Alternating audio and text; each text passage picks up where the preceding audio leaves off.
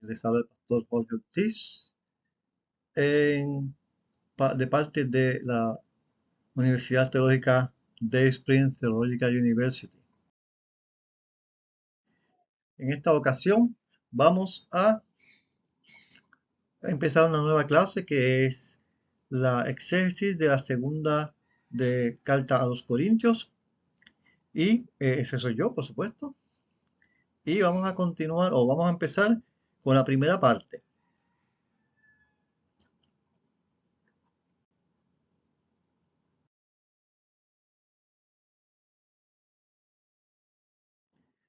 Lección 1 o capítulo 1, el Dios de Pablo.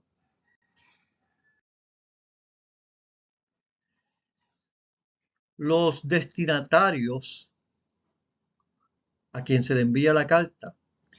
Dice que la palabra apóstol en griego significa literalmente ser llamado, embajador, testigo, maestro, misionero, y Pablo aclara en el versículo 1 que por la voluntad de Dios, y hace esta aclaración debido a que el personaje no cumplía con los requisitos básicos para poder serlo. Ser un discípulo de Cristo durante el ministerio terrenal y ser testigo de su resurrección eran los requisitos para ser apóstol, o que se entendían que era en el momento para ser apóstol. No obstante ello, Pablo tuvo un encuentro directo y personal con el Señor camino a Damasco y lo llamó a ser apóstoles de los gentiles.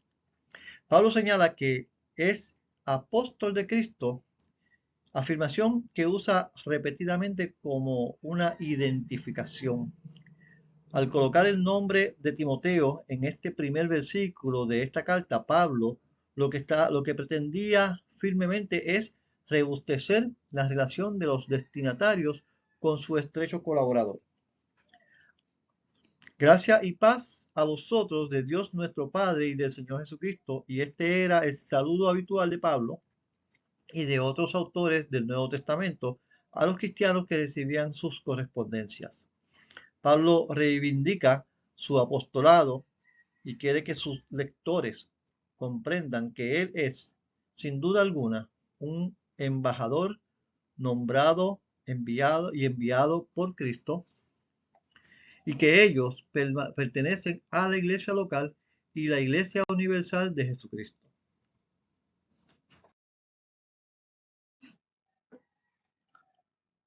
Dios y las tribulaciones.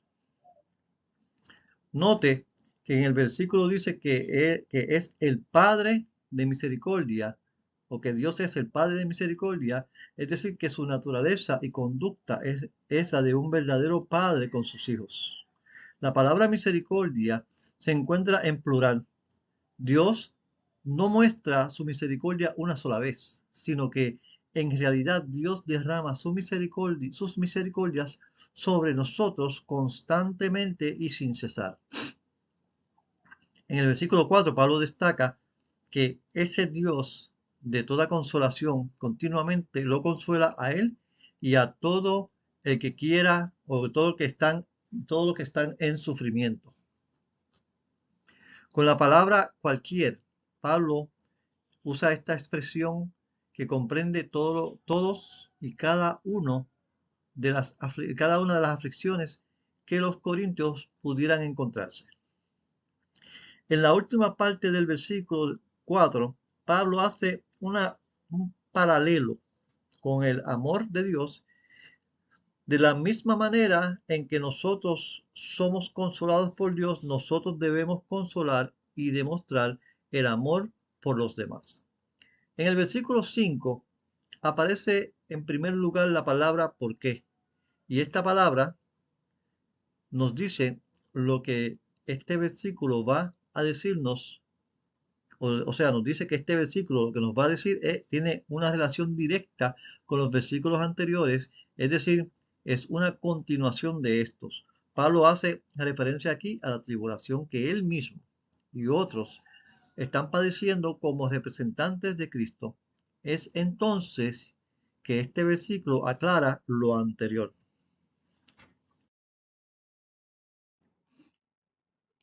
En el versículo 5, la frase los sufrimientos de Cristo se pueden interpretar objetivamente o subjetivamente. De modo subjetivo, los sufrimientos son el dolor y la agonía que Jesús sufrió en el huerto de Getsemaní y en la cruz del Calvario. De modo objetivo, se trata de los sufrimientos que los seguidores de Cristo padecen por la iglesia y el reino de su Señor. En los versículos anteriores, Pablo determina que la fuente de toda consolación es Dios. Y luego aclara que esta consolación nos llega a nosotros por medio de Cristo. Esto significa que muchas de las aflicciones que los creyentes deben superar no tienen punto de comparación con las aflicciones de Jesús y la consolación que derrama Él sobre nosotros. Los versículos 6 y 7 nos hablan de esto. Con frecuencia, una persona atribulada se vuelve egocéntrica y comienza inmediatamente a sentir lástima de sí mismo. Incluso puede llegar a amargarse y apartarse de los demás para sufrir en silencio. Esto no puede pasar jamás a un creyente.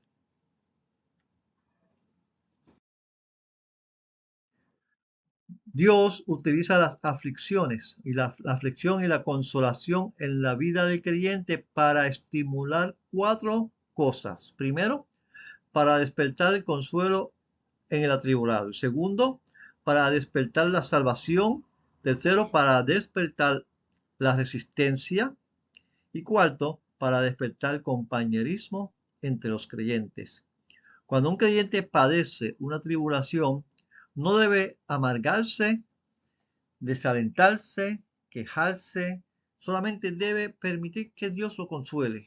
Esta debe ser la experiencia o la perspectiva de cada creyente. En los versículos siguientes, Pablo hace referencia directamente a las amenazas de muerte que debía enfrentar y de las cuales fue librado por la ayuda divina. Es por ello que muestra su actitud de gratitud y agradece a los corintios por las oraciones elevadas por ellos a su favor. Estar a las puertas de la muerte significa abandonar completamente cualquier rastro de confianza en uno mismo y despertar y depender exclusivamente de Dios. Es evidente en este texto que el apóstol pensaba en este momento en el encarcelamiento, sufrimiento físico y en castigos semejantes que podrían de alguna manera acabar con su vida drásticamente. Pero vemos que no tiene mucho interés en entrar en detalles en estos puntos, porque los corintios evidentemente ya lo conocían, sino que, conocían el tipo de castigo, de sufrimiento, sino que se limitaba a relatar que fue librado de un peligro mortal. Dios y las tribulaciones. El verbo rescatar, implícito en el versículo 10, aparece en este pasaje al encontrarse en tiempo futuro. Revela sin lugar a dudas una plena confianza en Dios y que esa confianza es de grande y tan real, es tan grande y tan real que sabe que Dios volverá a rescatarlo otra vez si fuere necesario hacerlo. Planes de viajar de Pablo. Pablo comienza diciendo que él tenía una conciencia pura, que él no sentía remordimiento por una conciencia violada, como así tampoco se sentía con culpa. Menciona además que llevó una vida de sinceridad de Dios y con la gracia de Dios, lo que significa que el centro de vida en Jesucristo, que su centro de vida es Jesucristo, y no en los principios ideados por su propia mente carnal. Continúa diciendo que cuando el contenido de una carta no se escribe con claridad, lo más probable es que el mensaje sea malinterpretado.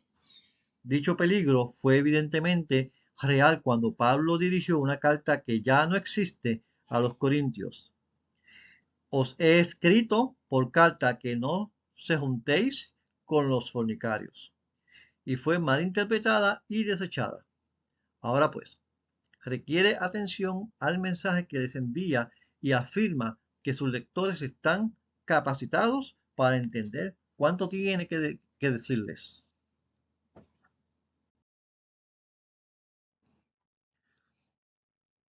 Los versículos del 15 al 17, la idea que rodea al punto del planteamiento es interesante.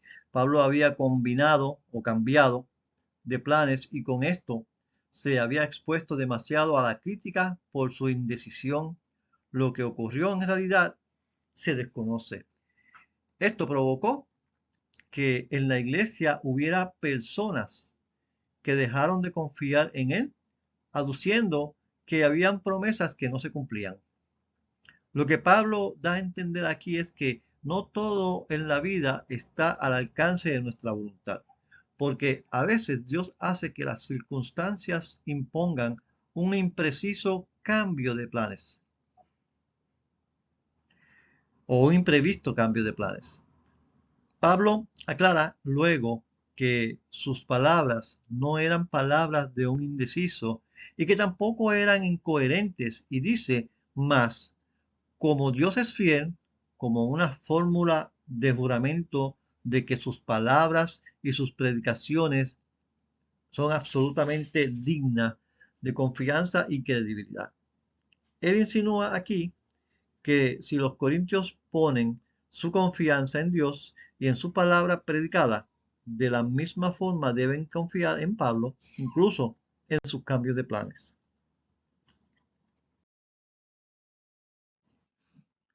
En el verso 20, la construcción griega en este versículo, también por medio de él, decimos amén, es un tanto enredada y ofrecemos una traducción literal y seguimos la secuencia del versículo. Pero la palabra amén se dice por medio de nosotros y esta afirmación sirve para glorificar a Dios. Cuando llegamos a comprender que la frase por medio de nosotros está incluida en el significado del verbo que decimos, las consiguientes traducciones se vuelven más legibles. Así es, como en los primeros siglos algunos cristianos cuya lengua materna era el sirio, que es un dialecto del arameo, entendían el texto al escribir sí y amén en este pasaje. Pablo expresa un paralelismo usual en aquellos días entre los habitantes o entre los hablantes que usaban tanto el griego como el arameo. El sí y el amén significaban lo mismo.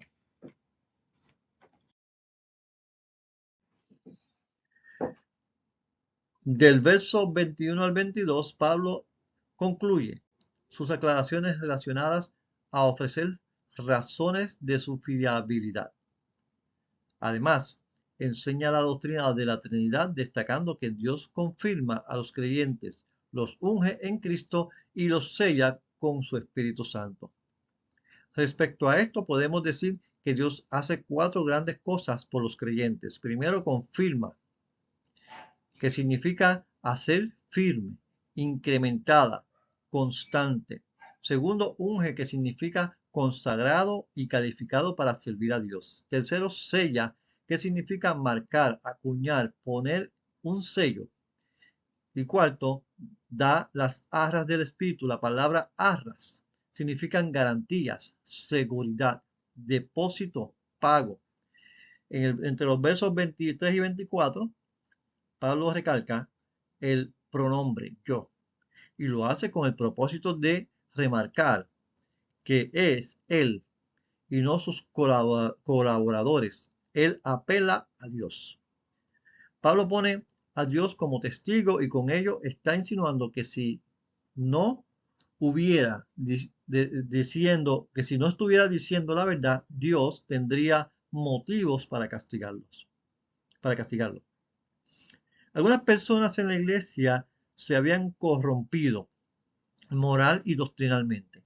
Estaban enseñados o estaban enseñando todo lo contrario a la palabra de Dios, y Pablo creyó que era mucho mejor que él no estuviera en medio de tanta polémica y corrupción, y por lo tanto cambió sus planes, porque si los hubiera visitado en medio del problema, hubiera tenido que ejercer la disciplina sobre ellos.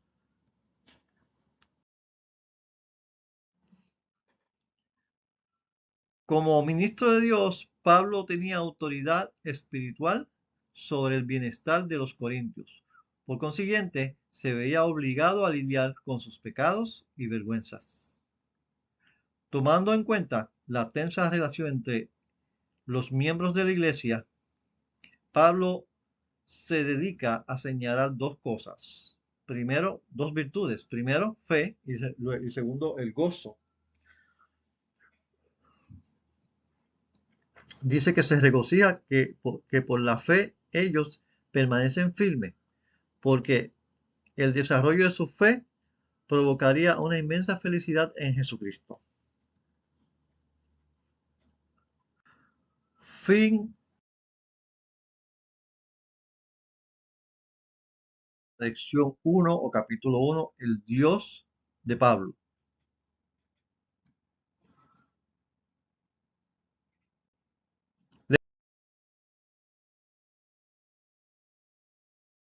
La defensa personal de Pablo.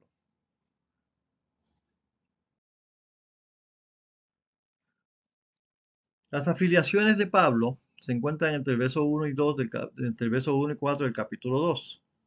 La tristeza de que Pablo habla en estos versículos no puede ser aplicada a su primera visita, debido a que esta visita no finalizó en fracaso y rechazo, sino que cuando Pablo abandonó Corintio por primera vez, estaba lleno de gozo por el éxito que Dios le había proporcionado en esa oportunidad. Lo que se refiere a lo que se refiere este verso es que el apóstol ama profundamente a los hermanos de la iglesia y se preocupa realmente por ellos, y sencillamente él no quería ser la causa de más dolor y pesar. Por consiguiente, cambió los planes y se mantuvo alejado. De un modo sencillo, Pablo explica en este pasaje que si regresa a la iglesia, lo único que provocaría era dolor y no alegría y gozo. Pretendía que reine la armonía cuando él llegara a predicar y a ministrar. Por ello es que escribe la carta antes de llegar para hacer un fuerte llamado a la iglesia de anteponer al Señor ante todo y acabar con las polémicas y las disensiones. El propósito de Pablo durante todo su ministerio fue el discipulado y el crecimiento de los miembros de las diferentes iglesias en las cuales ministraba.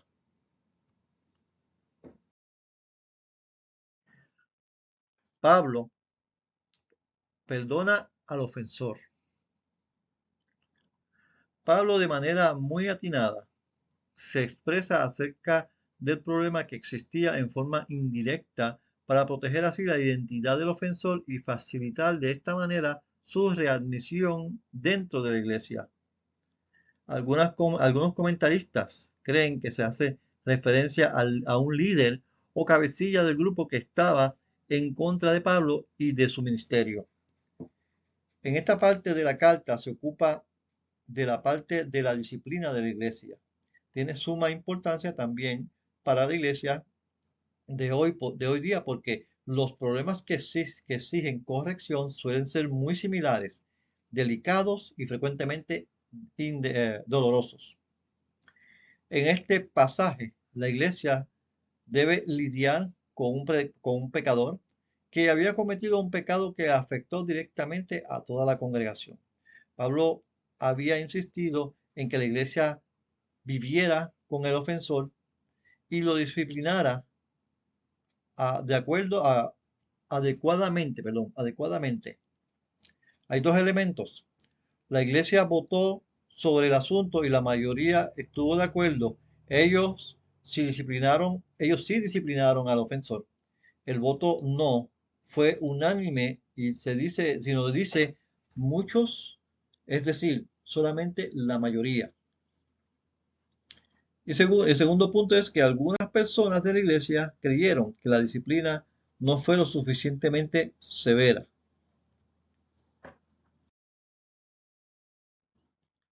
Algunos creen que la disciplina debe ser ligera, otros, en cambio, que la disciplina debe ser severa y estricta. Podemos ver en este punto tres lecciones. Uno, un hombre estaba cometiendo errores en la iglesia de Corintios y el ministro creyó que el hombre debía ser disciplinado y corregido. Seguramente la iglesia implementó las normas disciplinarias establecidas por el Señor Jesús en Mateo 18 del 15 al 20.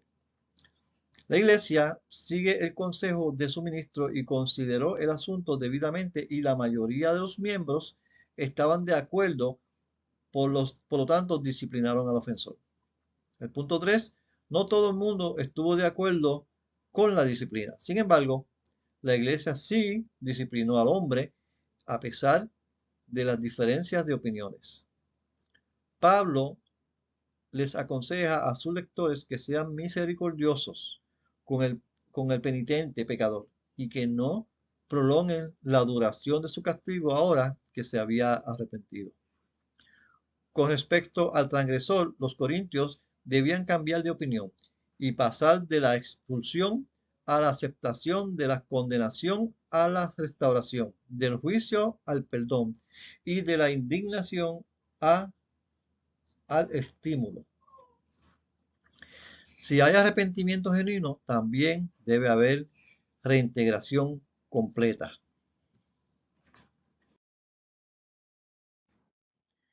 Vemos que el tiempo del verbo perdonar indica que Pablo se había ocupado del tema con mucha anterioridad antes de escribir esta carta. Respecto a la ofensa cometida, pone a la iglesia en primer lugar y luego se pone él. Al absolverlo de culpa, el apóstol muestra a sus lectores espíritu magnánimo de amor hacia el ofensor. Cuando dice si había algo que perdonar, él decía calificar de afrenta como insignificante. O él desea, mejor dicho, calificar la afrenta como insignificante. Los rencores de la congregación son plenamente explotados por Satanás para socavar la salud espiritual de la iglesia. Pablo señala que ni él ni los corintios ignoran que el propósito de Satanás es zarandear a los siervos como a trigos y de causar su ruina espiritual. Abrigar mala voluntad hacia un pecador arrepentido en vez de mostrar amor, misericordia y gracia son herramientas que el maligno sabe manejar muy bien. La ansiedad de Pablo. Pablo sentía una pasión ardiente por la predicación del Evangelio. No podía estar tranquilo. Él tenía que predicar a Cristo y pretendía hacerlo en la iglesia de Corinto. Pero debido a los problemas que surgieron respecto a la formación de camarillas o grupos, pequeños grupos, en contra suya resultaba imposible por el momento ministrar allí. Entonces cambia de planes y se dirige a la ciudad de Troas. Y como él era fiel a la búsqueda de oportunidades para predicar y ministrar, el Señor le abrió una puerta de ministrar en Troas. La iglesia de Corinto estaba en problemas, en serios problemas.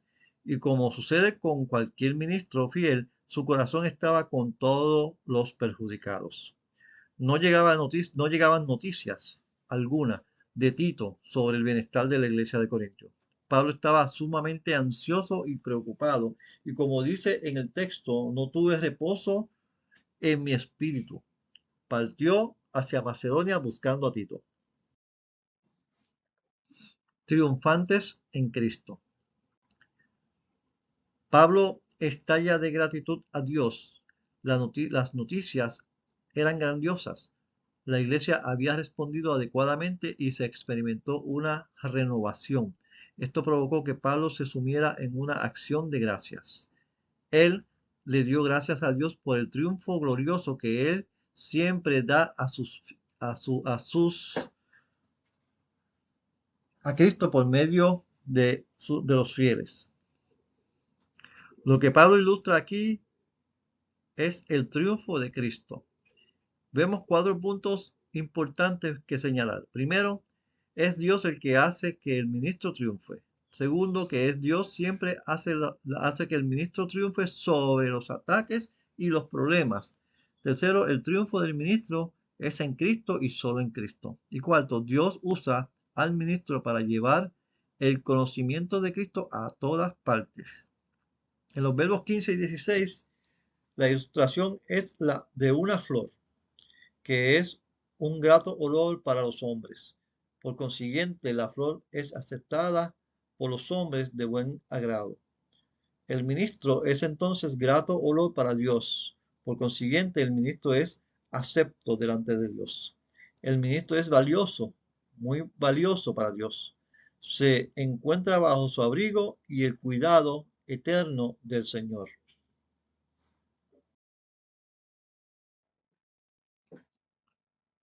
En el verso 17, la palabra medrar es en el griego la palabra whatever, lo que sea que signifique, que se pronuncie, y proviene de la palabra que significa charlatán, estafador, adulterar.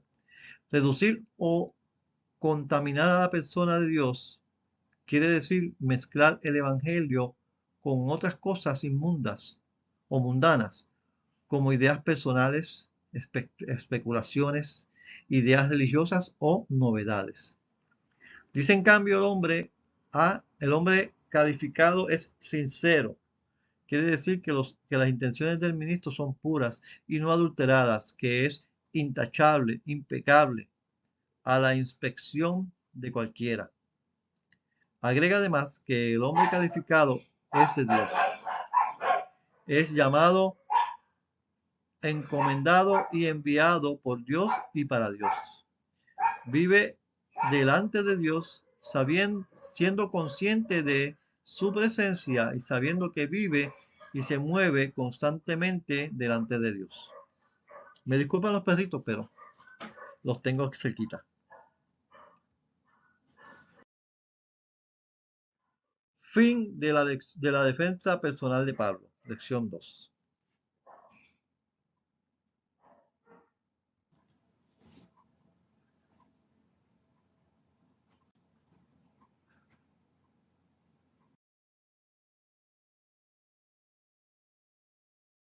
Lección 3. Ministros del nuevo pacto. Las credenciales de Pablo. Con frecuencia la Iglesia debe considerar las credenciales de los ministros, especialmente cuando están buscando un nuevo ministro o están manejando algún problema relacionado con un ministro. Sin embargo, Pablo aclara que las credenciales del ministro no son cartas de recomendación.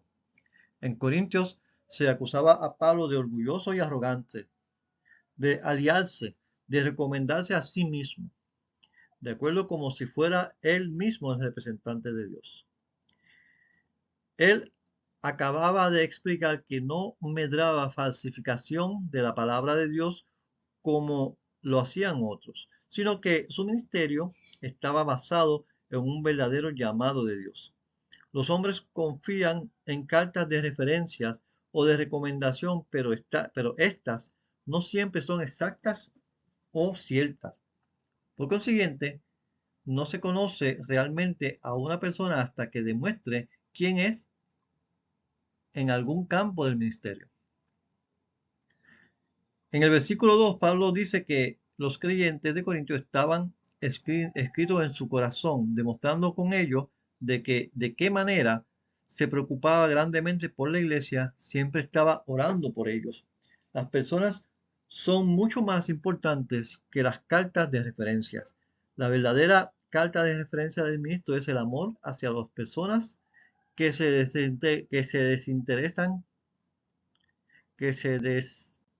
se entiende con facilidad.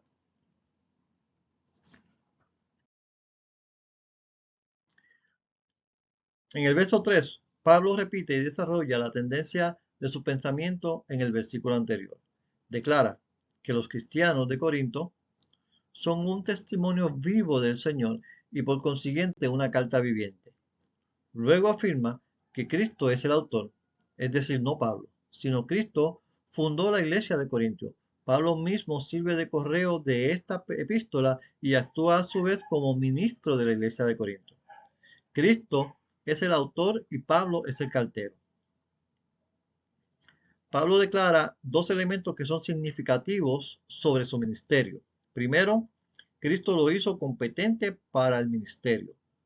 Su única competencia era Dios, porque él no tenía poder para cambiar el corazón de una persona, ni para darle vida a la persona, ni para dar seguridad y confirmación de la presencia de Dios, para darle el Espíritu, ni para darle el Espíritu Santo de Dios a una persona. Solo Cristo podía hacer una obra espiritual como esa. Y segundo, que el ministro no solamente es competente por Dios, es también responsable delante de Dios por cómo ministra.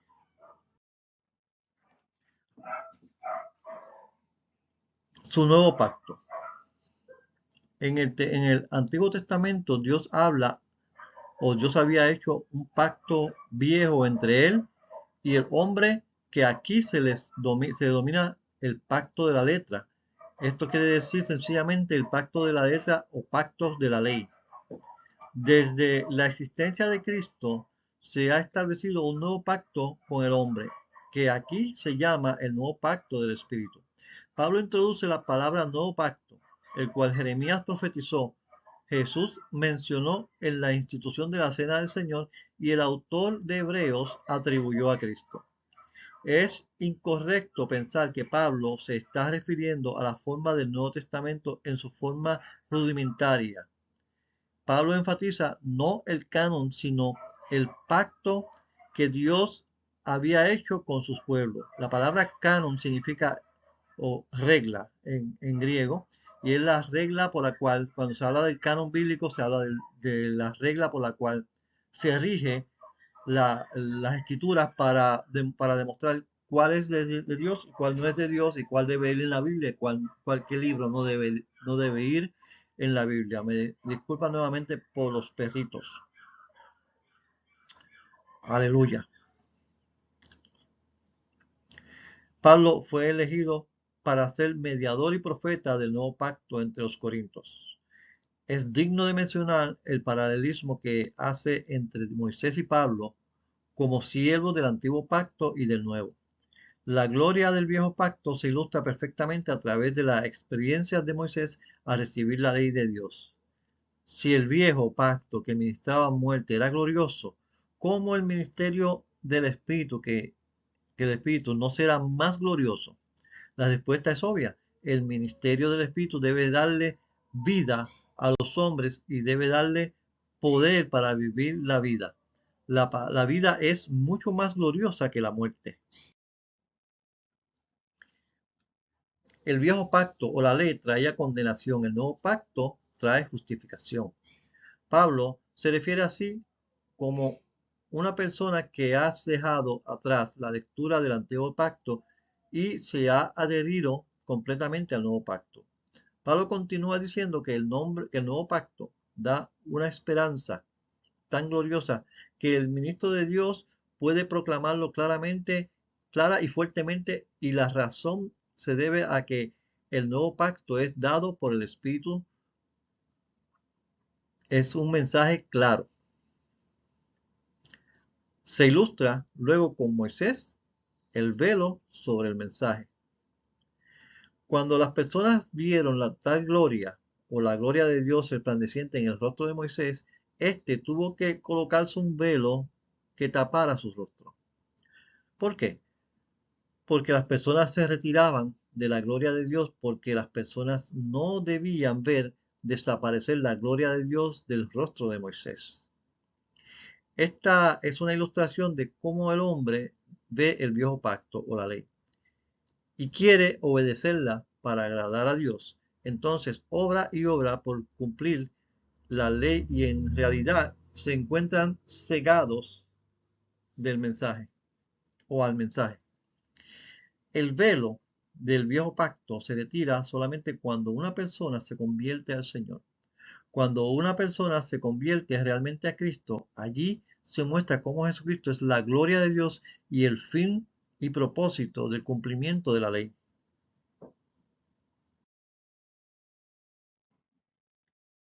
El Espíritu Santo obra en el corazón de todos los creyentes que están en Cristo, porque solo en Cristo el velo es quitado. El Espíritu infunde vida en la palabra del nuevo pacto. Pablo considera que el Señor es el Espíritu en operación, cuando da a los creyentes una comprensión correcta de la revelación divina. Todo esto no quiere en absoluto insinuar siquiera que el Señor Jesús y el Espíritu Santo son una misma persona. Son dos personas absolutamente diferentes, pero son uno mismo en su divinidad y deidad. Jesucristo y el Espíritu son uno mismo, de la misma manera que Cristo y Dios y el Padre son uno mismo. Una misma mente, un mismo espíritu, un mismo ser, una misma naturaleza, en una misma esencia. La frase nosotros todos quiere decir que los creyentes, aquellos que se han convertido a Cristo, son aquellos a los que se les ha retirado el velo de su rostro, aquellos que están frente a la gloria del Señor. Cuando el creyente recibe a Cristo como su Señor y Salvador, se le da el privilegio de poder pararse frente a frente con Cristo. Esto quiere decir sencillamente que se le da el privilegio de conocer y entender a Cristo. Fin de la lección 3. Ministros del Pacto.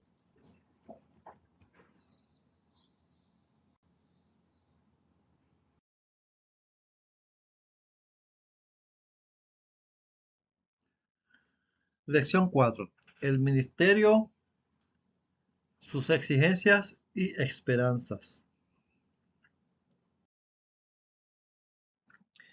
El ministerio, sus exigencias y esperanzas. Las exigencias.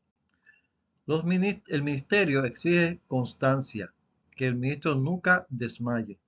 La frase este ministerio se refiere a la gran tarea de que Dios le había dado a Pablo, la tarea de proclamar el Evangelio.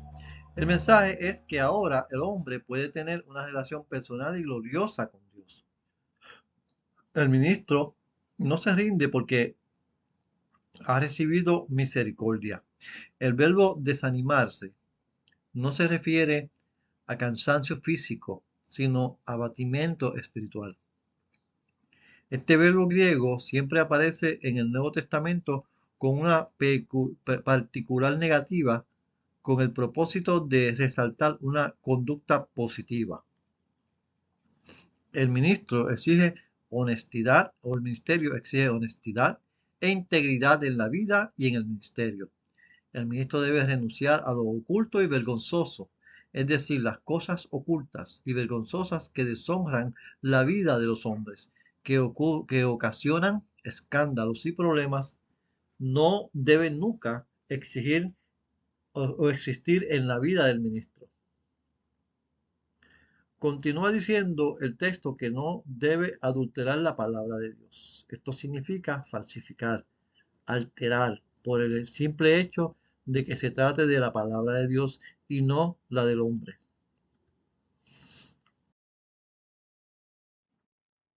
Las exigencias, continuamos. Dios es el autor de la palabra y es la máxima autoridad de la palabra. El ministro solamente es el vocero de Dios. Él, en síntesis, el ministro no debe tergiversar la palabra de Dios de ninguna manera. El ministerio exige transparencia y nunca debe encubrir el evangelio.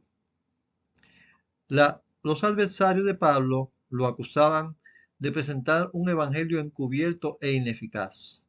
Por implicación, Lo que ellos realmente querían era que el Evangelio fuera abierto, digno de mención y que lograra muchos adeptos.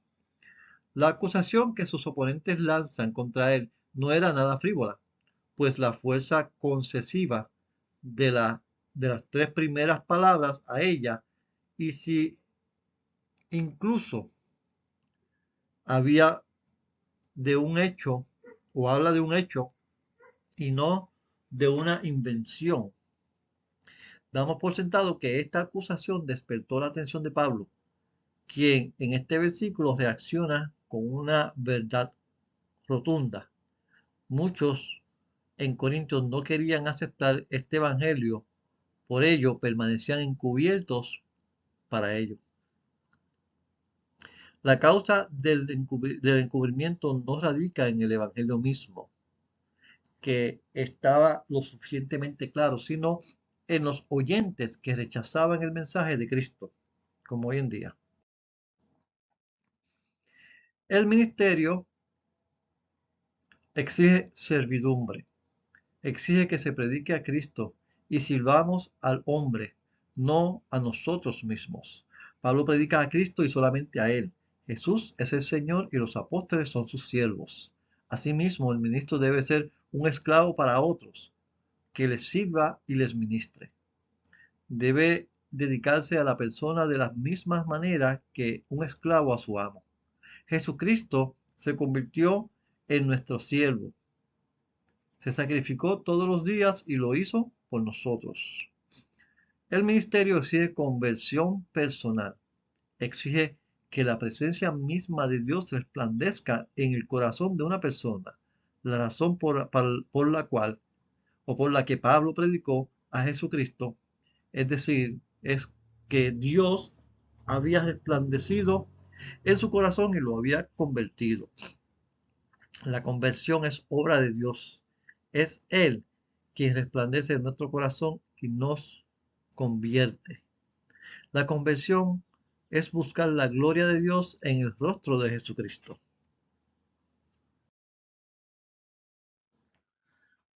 El espíritu nutritivo y perdurable. La presencia misma de Dios es la que sostiene al ministro de Dios. La presencia de Dios es un tesoro. Este tesoro se coloca en un vaso de barro.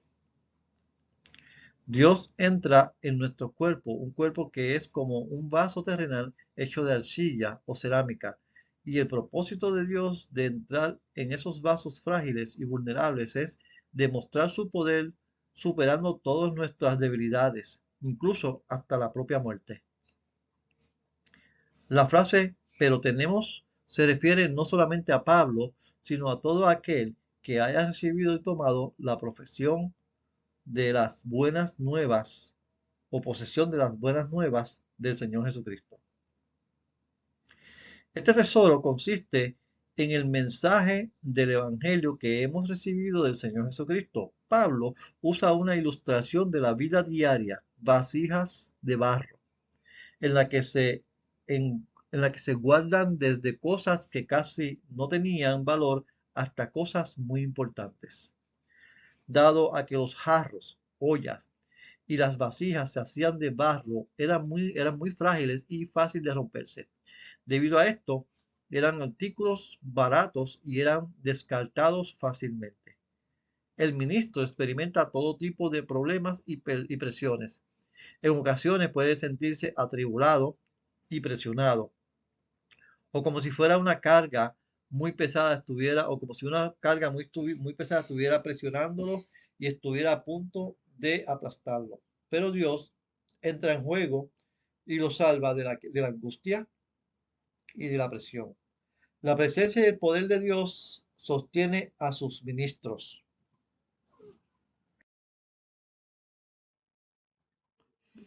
El ministro puede hallarse en apuros, pero el poder de Dios lo salva de la desesperación.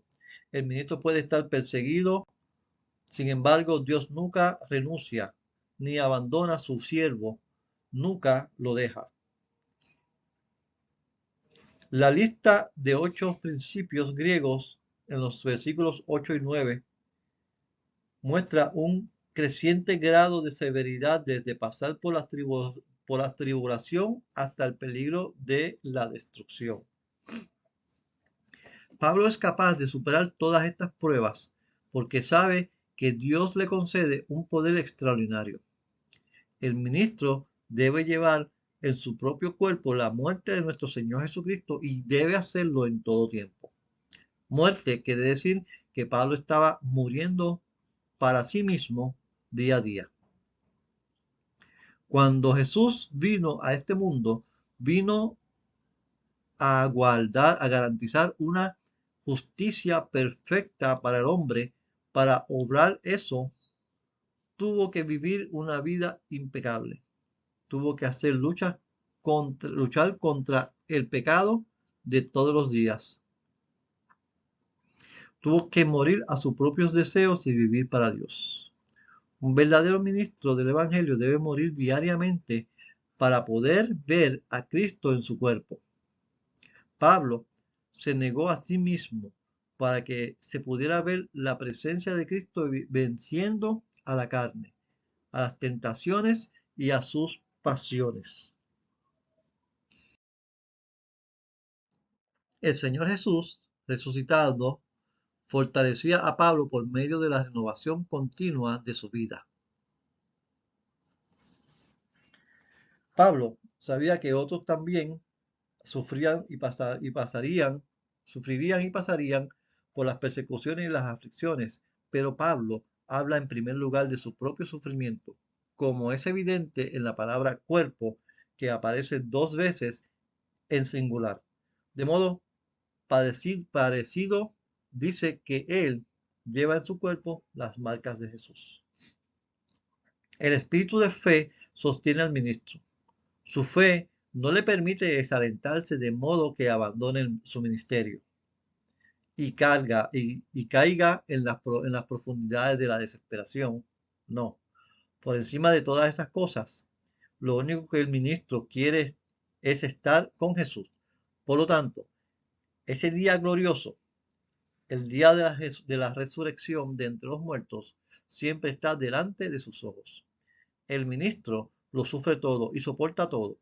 Sigue predicando y enseñando, sirviendo y supliendo las necesidades de las personas, porque sabe que se acerca el día de la resurrección.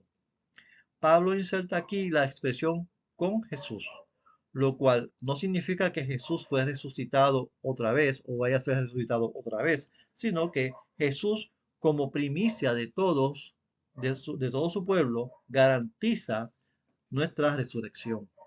Gloria a Dios. El ministro se niega a ser derrotado porque las personas necesitan la gracia de Dios y porque Dios necesita ser glorificado. Y la única manera en que las personas puedan glorificar a Dios es experimentando las bendiciones de Dios en sus vidas.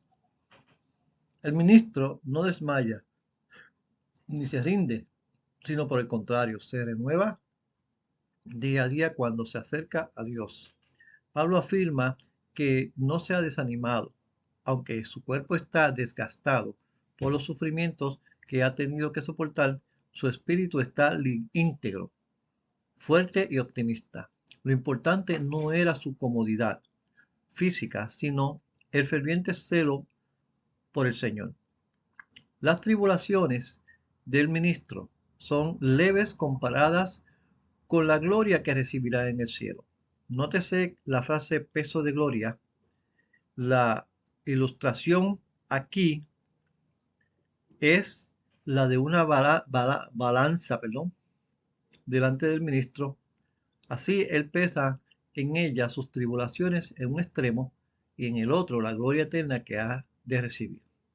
Pablo sabe que los cristianos frecuentemente padecen experiencias dolorosas y que hacen a Dios siempre la pregunta: ¿por qué somos nosotros los que sufrimos? Observa que estos creyentes no se centraban en las cosas terrenales que contemplaban diariamente en búsqueda de respuestas, sino en vez de eso, la esperanza de arriba, o esperaban lo de arriba. prestaban atención a lo invisible. Pablo no diferencia en lo material de lo espiritual, sino lo terrenal de lo celestial y lo temporal de lo eterno.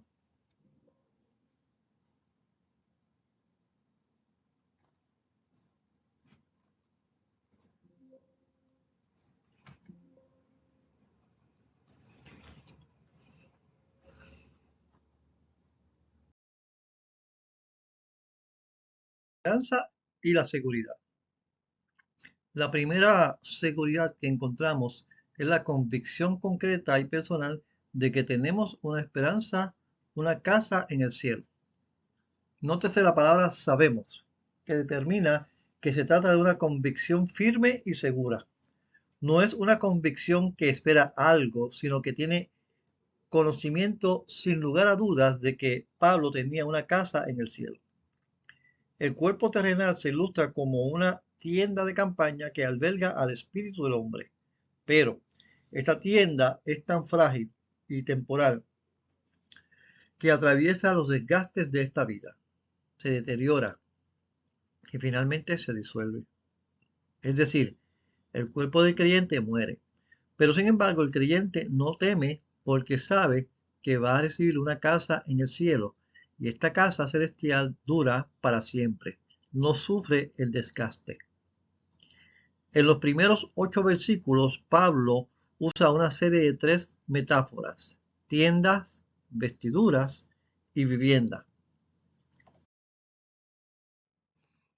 La primera ilustración de Pablo, fabricante de tiendas, compara nuestro cuerpo físico con una morada temporal y quizás puede que estuviese pensando en las fiestas de los tabernáculos, durante la cual los judíos vivían en cobertizos temporales durante 7 días para celebrar el final de las cosechas y conmemorar los 40 años de peregrinación en el desierto. La metáfora se demuestra o se desmonta. Una tienda señala la proximidad del fin, no solo de nuestro cuerpo físico, sino también de nuestra existencia terrenal. La palabra terrenal se usa como contraste de la palabra celestial, como recordatorio del primer hombre que fue hecho del polvo de la tierra y éticamente como lugar de pecado. La segunda seguridad es que Dios garantiza que recibiremos la inmortalidad y lo garantiza por medio del Espíritu Santo. ¿Cómo Pablo podía estar tan seguro de ello? Lo estaba porque Dios, o lo estaba por Dios. Cuando confiamos en Cristo como nuestro Señor y Salvador, Dios pone su presencia y poder en nuestro cuerpo y nos convertimos en seres eternos e inmortales. Asimismo, el Espíritu Santo nos proporciona confianza y seguridad para enfrentar la vida actual. La tercera seguridad es el juicio. El juicio despierta el anhelo de agradar a Dios y de recibir nuestra casa celestial. Es el día del juicio, o en el día del juicio compareceremos ante el juez y los libros serán abiertos. Entonces nuestra conducta será evaluada y seremos premiados o castigados de acuerdo a nuestros hechos. El temor del Señor obliga al ministro. Estos son motivos convincentes. Pablo sabe perfectamente que él debe enfrentarse al tribunal de Cristo y por eso le teme al Señor, le tiene mayor consideración, reverencia entre sus posesiones tan altas y exaltadas. Pablo espera que los corintios se convenzan de su fidelidad y no duden al respecto. Pablo se somete a sí mismo a sus colaboradores a un examen introspectivo. Tenía que mirar su vida como si estuviera delante del tribunal de Cristo. El testimonio de un corazón genuino obliga al ministro. A Pablo lo estaban atacando grandemente. Algunas personas de la iglesia estaban lanzando aluviones de acusaciones y La única manera de poder lidiar con este problema era lidiando con él. Necesitaban hacerle frente a sus críticos y tomar las ofensivas dándoles respuesta. Una de las acusaciones contra Pablo es que estaba fuera de sí, estaba loco, demente, insano, anormal, difiere o diferente a como los demás actúan. Pablo acepta esta acusación como cierta, pero menciona dos razones: estaba loco por la iglesia de Dios o estaba loco por el amor a las personas. El amor a Cristo obliga e insta a Pablo a aferrarse al ministerio. El amor a Cristo se puede ver en tres actos. Primero, Él murió para que todos pudiéramos morir con Él. Cuando una persona cree en Jesucristo, murió con Él. Segundo, Cristo murió para acercarnos a Dios, para que pudiéramos vivir con justificación, para purificarnos, de modo que fuéramos celosos en hacer las buenas obras y para que pudiéramos saber servirlo como nuestro Señor. Y tercero, Cristo murió para crear una nueva criatura, un hombre que no juzga según la carne. El mensaje. El mensaje es de regeneración, la creación de una nueva criatura. ¿Qué significa para el hombre convertirse en una nueva criatura?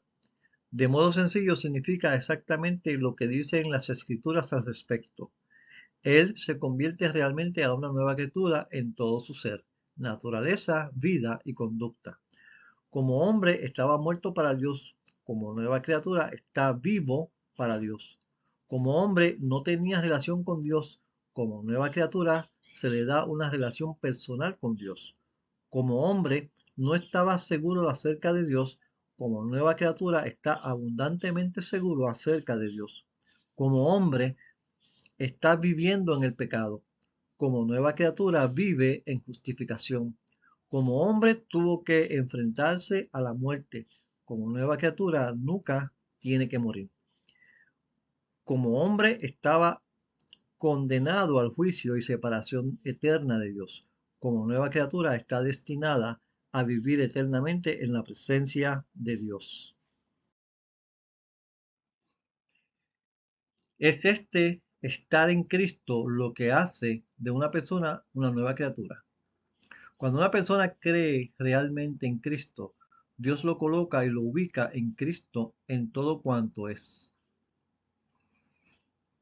Estar en Cristo significa que una persona vive, muere y resucita en Cristo. Estar en Cristo quiere decir que un creyente anda y vive en Cristo todos los días. Quiere decir que no anda conforme a la carne, sino que lo que hace, lo hace conforme al Espíritu. A partir de esto, se ve claramente que una persona que está en Cristo es una nueva criatura. Esto es lo que quiere decir en términos bíblicos nacer de nuevo y convertirse en un nuevo hombre. Este es el mensaje del ministro, que el hombre pueda comenzar una vida nueva, no importa cuánto se haya corrompido ni cuánto se haya degenerado. Dios anhela hacer en él una nueva criatura. Reconciliación significa cambiar completamente, cambiar de enemistad a la amistad, juntar, restaurar. Lo que rompió la relación entre Dios y el hombre fue el pecado. Se dice entonces que los hombres son enemigos de Dios y se refiere al hecho de que los hombres se volvieron pecadores e impíos, alejándose de Dios completamente.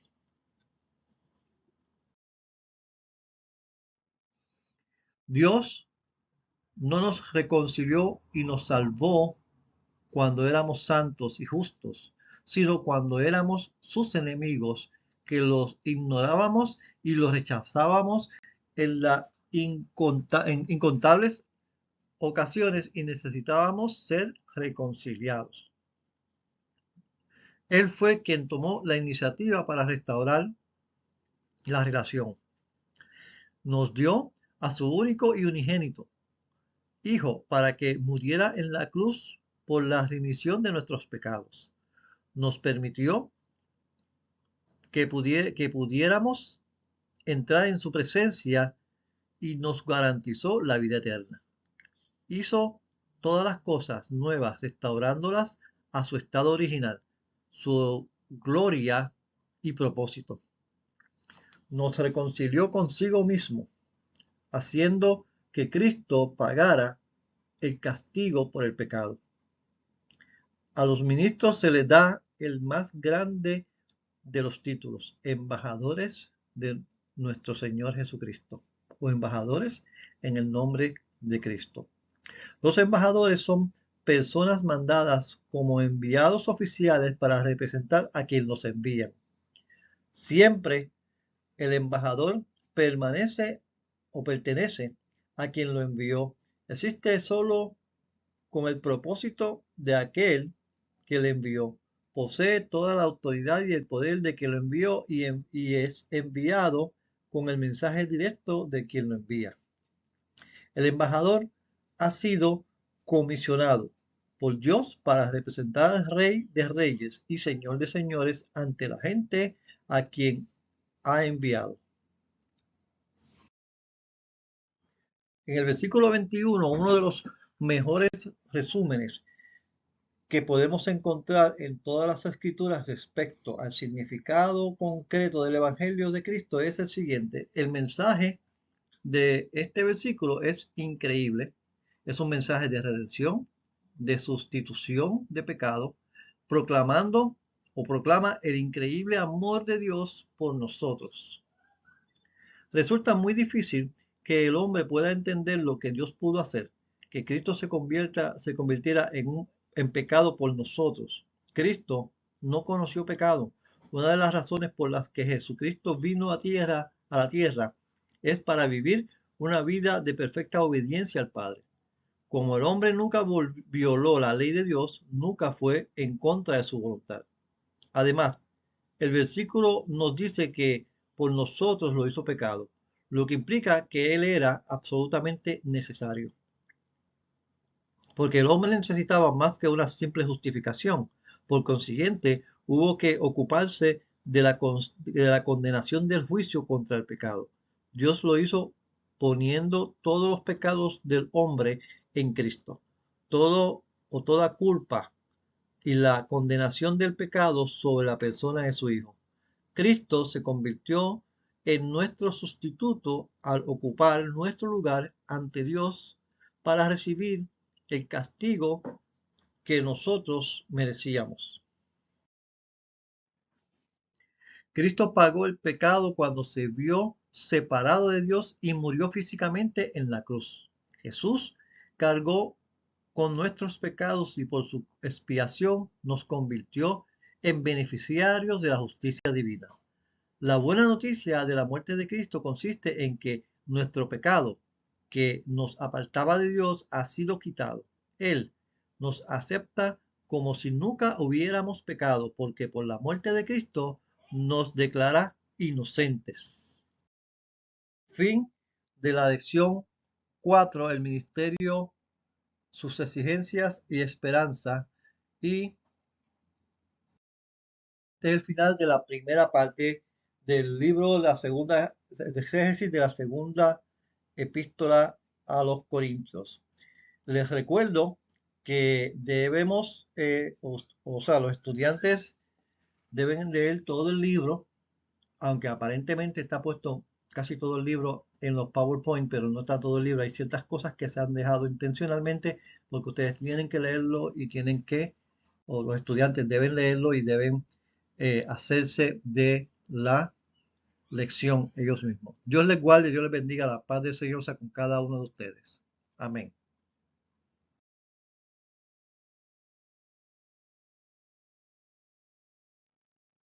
Del curso de exégesis de la segunda de Corintios.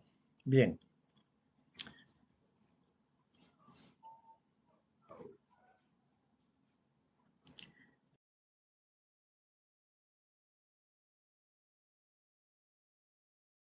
Exégesis de segunda de Corintios, aquí tenemos la tarea. Como bien dije, leer todo el libro, el estilo en que se va a escribir en el APA, séptima edición, y a todos los grados, ustedes van a hacer un ensayo, ustedes que están antes del bachillerato, desde el primer día hasta el bachillerato, debe ser de 3 páginas y tiene dos opciones.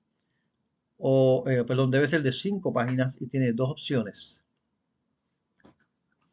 Me explico nuevamente, debe ser de 3 páginas y tiene dos opciones que en la epístola de Segunda de Corintios hay que tomar de toda la epístola o puede seleccionar uno o dos temas de esa epístola y desarrollarlo. Cualquiera de las dos opciones usted puede tenerla. En total va a ser 5 páginas. ¿Por qué? Porque usted tiene las 3 páginas del cuerpo principal. Una página va a ser la portada y la otra página y otra página aparte es referencias. Y ahí tiene las 5 páginas. Así que este es todo el trabajo y más adelante encontramos el protocolo que EPA o APA, mejor dicho.